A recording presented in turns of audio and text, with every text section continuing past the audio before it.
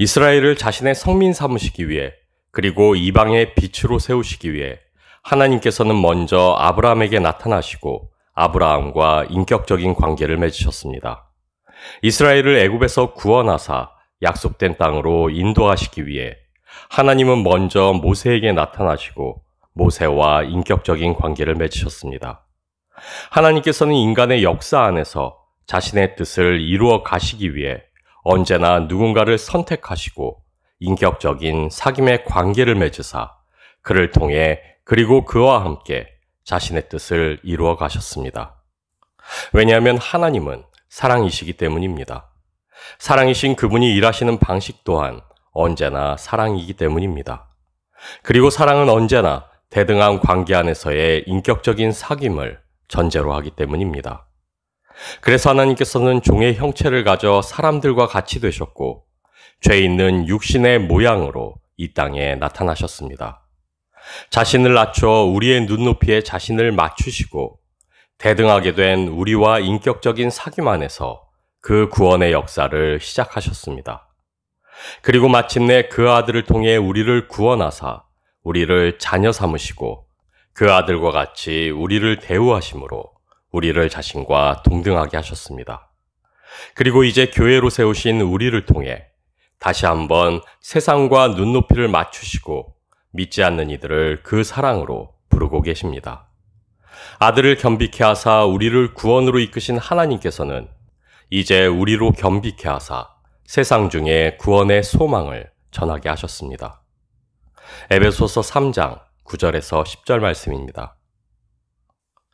영원부터 만물을 창조하신 하나님 속에 감추어졌던 비밀의 경륜이 어떠한 것을 드러내게 하려 하심이라. 이는 이제 교회로 말미암아 하늘에 있는 통치자들과 권세들에게 하나님의 각종 지혜를 알게 하려 하심이니. 하나님은 사랑이십니다. 그리고 사랑은 언제나 대등한 관계 안에서의 사귐을 전제로 합니다. 그래서 하나님께서는 그 사랑으로 스스로를 낮추셨고 그 사랑으로 또한 우리를 높이셨습니다. 그리고 이제 하나님의 아들을 통해 우리를 높이신 하나님께서는 우리로 그 아들에게 복종케 하사 우리로 하나님 앞에 겸비케 하셨습니다. 오직 주의 사랑으로 사랑케 하셨습니다.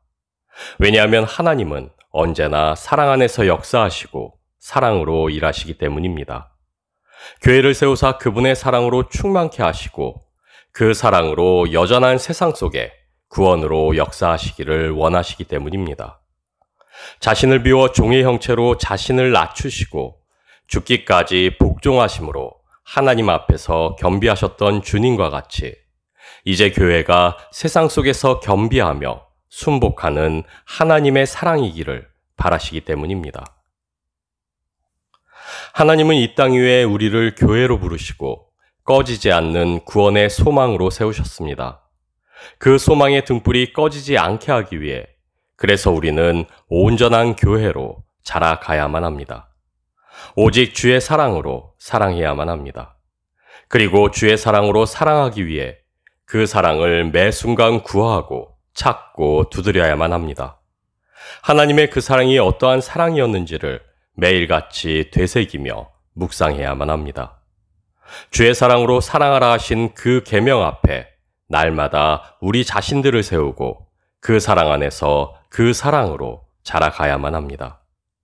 교회는 오직 사랑이요 주의 사랑 안에서 그 사랑으로 더욱 깊어져 가야만 합니다. 베드로전서 2장 1절에서 2절 말씀입니다. 그러므로 모든 악독과 모든 기만과 외식과 시기와 모든 비방하는 말을 버리고 갓난아기들 같이 순전하고 신령한 젖을 사모하라. 이는 그로 말미암아 너희로 구원에 이르도록 자라게 하려 함이라. 구원받은 우리가 이 땅 위를 살아가며 그리스도의 장성한 분량회로 자라가는 과정을 성화라 일컫습니다. 성화는 구원의 완성에 이르기 위해 우리가 거쳐 걸어야만 하는 우리 신앙의 과정이라 할 수 있습니다. 우리는 구원의 완성으로 자라가야만 합니다. 그러나 그 완전함으로 자라간다는 것이 우리로 더 의로워지고 더 거룩해져야 한다는 것을 의미하지는 않습니다. 더 의로워지고 더 거룩해진다는 것이 더 윤리적이고 더 도덕적인 선한 인격으로 자라간다는 것을 의미하지도 않습니다. 왜냐하면 우리는 그리스도 예수 안에서 이미 완전하기 때문입니다. 그리스도 예수 안에서 이미 의롭기 때문입니다. 의에 이르기 위해 더 선하고 더 거룩해지기 위해 우리가 해야 할 것도 우리가 할 수 있는 일도 없습니다. 죄를 짓지 않기 위해 그리고 선을 행하기 위해 애쓰며 노력하는 것은 오히려 율법을 통해 의에 이르려 했던 이스라엘의 실수를 반복하는 것일 뿐입니다. 왜냐하면 죄의 본질은 자기 의요, 내 힘과 능을 의지하는 한 죄로부터 자유로울 수 없는 우리이기 때문입니다. 구원의 완성으로 자라가야만 하는 우리가 해야만 하는 오직 한 가지는 주의 계명에 순복하여 주님이 우리 삶의 주인 되시게 하는 것입니다. 주의 사랑으로 서로 사랑하라 하신 말씀을 사모하여 그 말씀대로 자라가는 것입니다. 주의 사랑으로 온전히 하나가 되어 주님 안에 거하는 것입니다. 에베소서 2장 10절 말씀입니다. 우리는 그가 만드신 바라 그리스도 예수 안에서 선한 일을 위하여 지음을 받은 자니 이 일은 하나님이 전에 예비하사 우리로 그 가운데서 행하게 하려 하심이니라. 한 장 더 읽겠습니다. 디도서 2장 11절에서 13절 말씀입니다. 모든 사람에게 구원을 주시는 하나님의 은혜가 나타나 우리를 양육하시되 경건하지 않은 것과 이 세상 정욕을 다 버리고 신중함과 의로움과 경건함으로 이 세상에 살고 복스러운 소망과 우리의 크신 하나님 구주 예수 그리스도의 영광이 나타나심을 기다리게 하셨으니 구원은 거룩함에 이르러 영화롭게 되는 것이라 할 수 있습니다. 그리고 그 구원의 완전함을 향해 자라가는 것이 바로 성화입니다. 그러나 우리가 기억해야만 할 것은 구원은 애초에 우리의 힘과 뜻과 능으로 이루어진 것이 아니오 오직 하나님이 홀로 이루신 역사였다는 사실입니다. 우리는 그저 하나님의 뜻을 알고 그 뜻에 순복함으로 구원에 이르게 되었을 뿐이라는 사실입니다. 구원이 오직 하나님이 홀로 이루신 그분의 은혜라면 구원에 속한 성화 또한 오직 하나님의 은혜일 수밖에 없습니다. 구원이 그러하듯 우리의 성화 역시 하나님의 뜻에 순복하는 우리의 순종을 통해 이루어지는 하나님의 역사라 할 수 있습니다. 그래서 우리는 주의 사랑으로 서로 사랑할 뿐입니다. 왜냐하면 하나님은 언제나 사랑으로 일하시며 그 사랑으로 우리를 부르사 자신의 일에 동참케 하시기 때문입니다. 사랑은 무례히 행치 아니하며 자기의 유익을 구하지 아니합니다. 그러나 무례히 행치 않는 것이 사랑이 아니요 자기의 유익을 구하지 않는 것이 사랑이 아닙니다.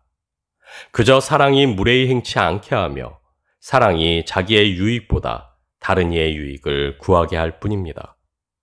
우리는 율법의 조문들이 이루는 의를 구하는 이들이 아니요 주께서 성취하사 명령하신 율법의 완성, 곧 사랑으로 살아가야만 하는 이들입니다.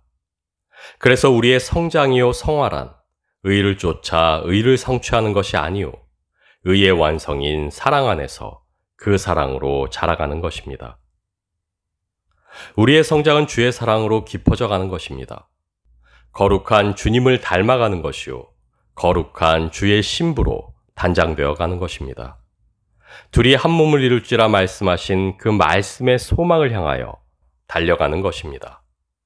그래서 하나님은 우리로 주께 속한 주님 몸의 지체가 되게 하셨습니다.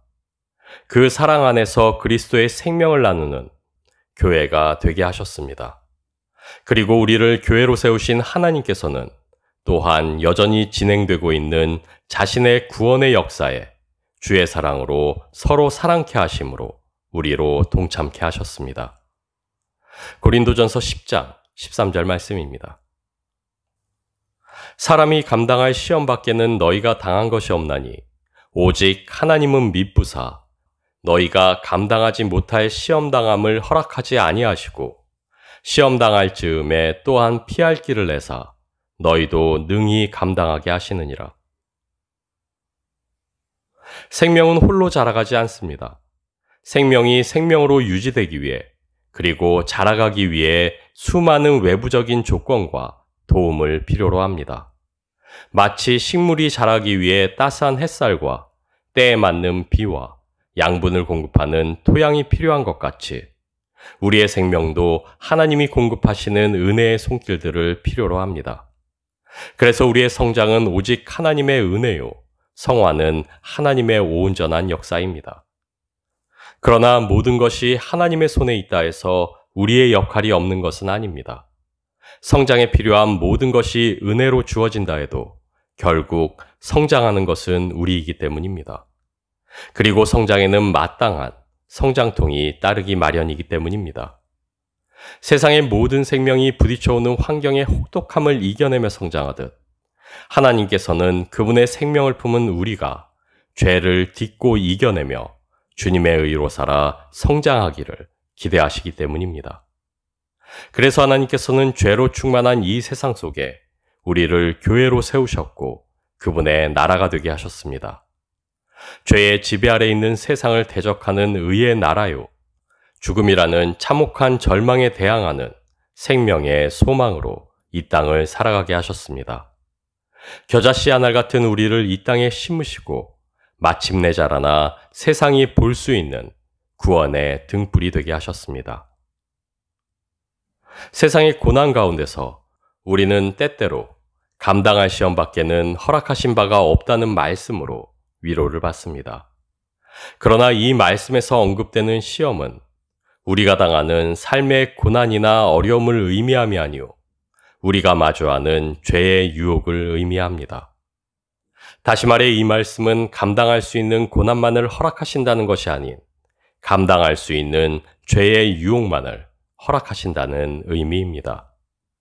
고난을 피할 길을 내사 고난으로부터 자유롭게 하신다는 의미가 아닌 죄의 유혹으로부터 피할 길을 여사 죄로부터 자유롭게 하신다는 말씀입니다.